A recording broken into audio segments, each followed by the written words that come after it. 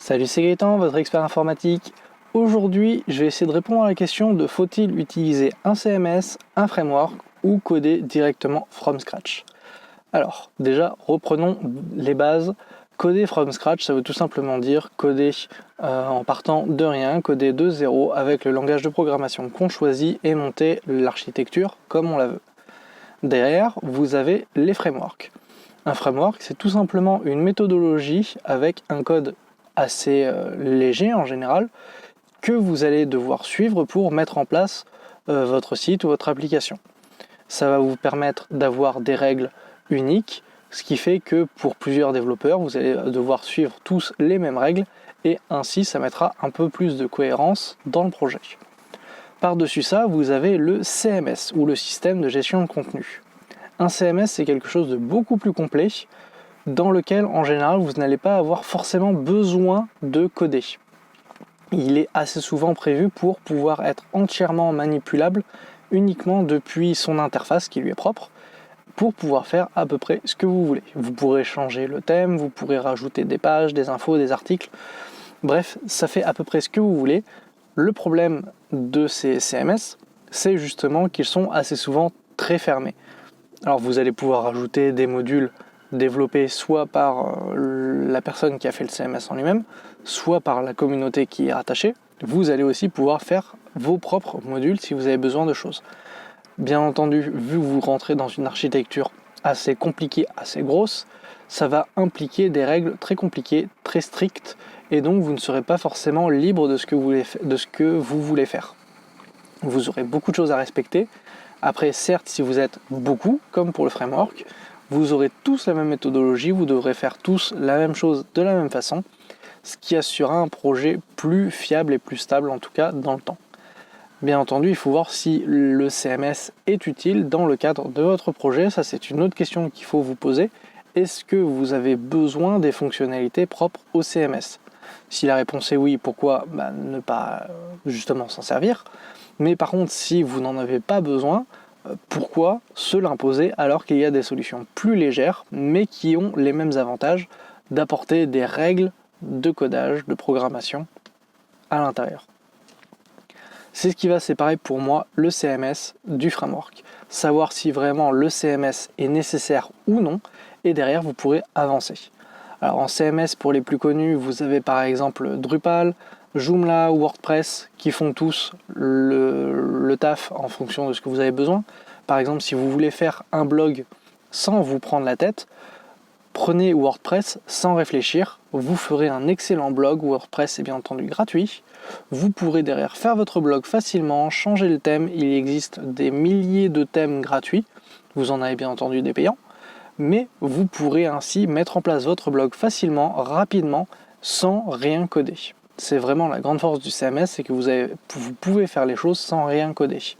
Donc pour faire un blog, pour faire même une boutique e-commerce ou ce genre de choses, si vous voulez uniquement faire des choses classiques, que vous ne comptez absolument pas sortir des sentiers battus, le CMS est la meilleure option parce que vous irez vite, vous irez à l'essentiel, et si vous avez derrière quelque chose à faire, eh bien ne vous prenez pas la tête sur des détails.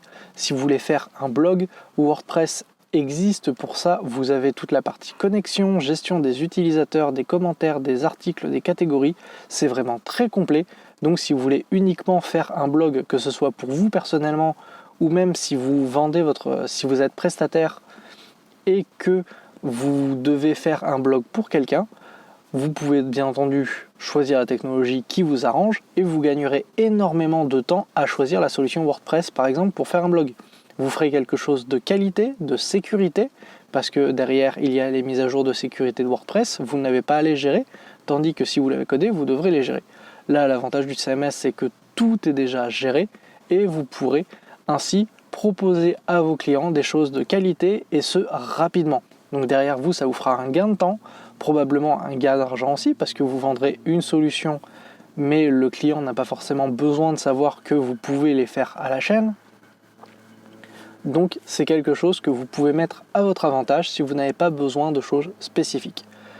Après, pour un projet d'une plus grande envergure où vous allez être beaucoup, Le CMS sera probablement peu utile à moins que vous ne sortiez pas des sentiers battus, ce qui serait étrange pour quelque chose de grande envergure. Mais si vous avez besoin d'une application, d'un site spécifique, le framework devient pour moi la meilleure option. Vous allez pouvoir ainsi avoir tous les mêmes règles de base et pouvoir programmer quelque chose rapidement, facilement, tout en ayant une logique identique. Ce qui fait que si des nouvelles personnes arrivent sur le projet, du moment qu'ils connaissent le framework utilisé, ils pourront se repérer rapidement et faire ce qui est attendu, donc du travail, pour l'application de la même façon que les autres. Ça permet d'harmoniser l'application de sorte à ce qu'elle soit nettement plus facile à lire, à mettre à jour pour les suivis, pour les évolutions, les changements, les correctifs, ce genre de choses. Après, si vous voulez vous faire plaisir, si vous voulez vous amuser, rien ne vous empêche de faire une application from scratch en partant depuis zéro, en prenant les bases de la programmation, en faisant l'architecture comme vous la souhaitez, de la façon dont vous la souhaitez. Parfois, si vous voulez vraiment juste quelque chose de tout petit, de très facile, c'est vrai qu'un framework pourrait être un peu pénalisant parce que du coup, vous allez devoir respecter des normes qui vous embêtent pour faire les choses alors que vous iriez beaucoup plus vite si vous ne les respectiez pas. Et bien, à ce moment-là, développer from scratch devient plus intéressant, mais attention, ça marche uniquement si vous êtes seul ou dans une très petite équipe, pas plus de 2 ou 3, parce que sinon vous allez très vite avoir des problèmes de cohésion et le site, si vous devez le maintenir dans le temps, deviendra très compliqué.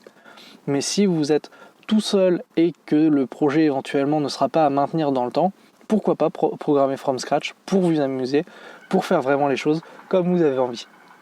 Là après ce sera derrière à vous de voir si vous préférez vous amuser from scratch ou prendre un framework pour avoir quand même une base que vous connaissez.